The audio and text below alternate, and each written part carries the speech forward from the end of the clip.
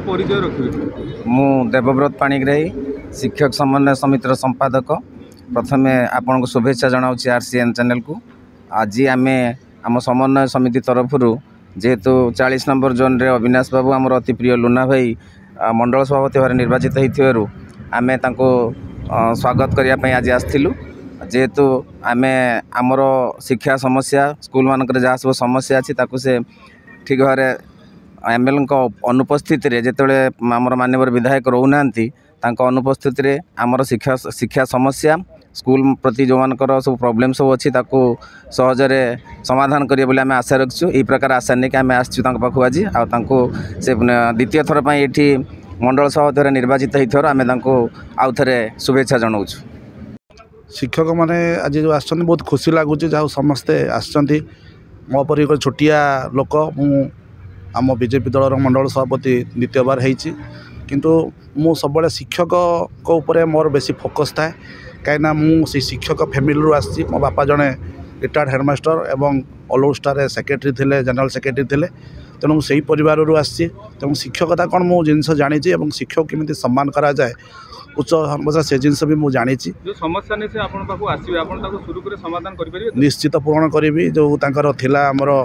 Core committee थिला block तरफ एवं गोटे समन्वय कमिटी थिला से हमर जते शिक्षक संघ 5-6टा खंडे हमर संघ अच्छी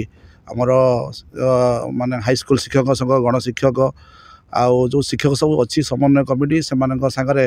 आमर जो कोर कमिटी होती 10-11 जन कि 12 जन कोर कमिटी अच्छा ये 5 जन संघ जो मैंने अच्छा से सब टीचर मैंने अच्छा आउ खुशी लगुच जे समन्वय कमिटी जो होती आमर पाखापाखि 200-300 सार मैंने समन्वय कमिटी रे उपस्थित थे नूतन गोटे समन्वय कमिटी होती जहाँ आमर एवं पदुनना जो आमर विधायक जो अच्छा मोर नेता पद्मलोचन पंडा तांको तरफ ये समन्वय कमिटी होती एवं जो कोर कमिटी निर्देश होती एवं से निर्देश को आम अक्षर अक्षर पालन करुँ एवं सार मैंने सबू विधायक सांगे सेयार करुँच आगू को कौ भाया डेभलप हो पार शिक्षक संघ एवं ब्लॉक एजुकेशन ऑफिस केमती डेभलप हो पार से विषय में विधायक सांगे आम विचार विमर्श करूँ एवं विधायक सब मत कहते जाइए लुना सब बीओ ऑफिस रे शिक्षक संघर जहाँ प्रोब्लेम अच्छी बुझापी मुझे पार पर्यटन चेष्टा करी शिक्षक संघ बुझापी। सर परिचय रखिए मु रविनारायण पंडा आमर सिमुलिया शिक्षक समन्वय समितिर सभापति। कौन आज कार्यक्रम आज कार्यक्रम आमर जो द्वितीय थर पर आमर 40 नंबर जोन रे जो अविनाश बेहरा श्रद्धेय लुना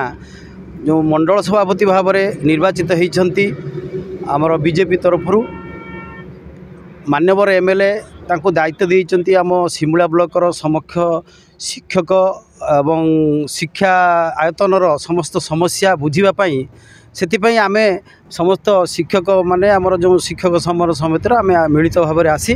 आम आज नूतन वर्षर अभिनंदन जनवा संगे संगे तांको मंडल सभापति भाव में आम शुभेच्छा प्रदान करछु।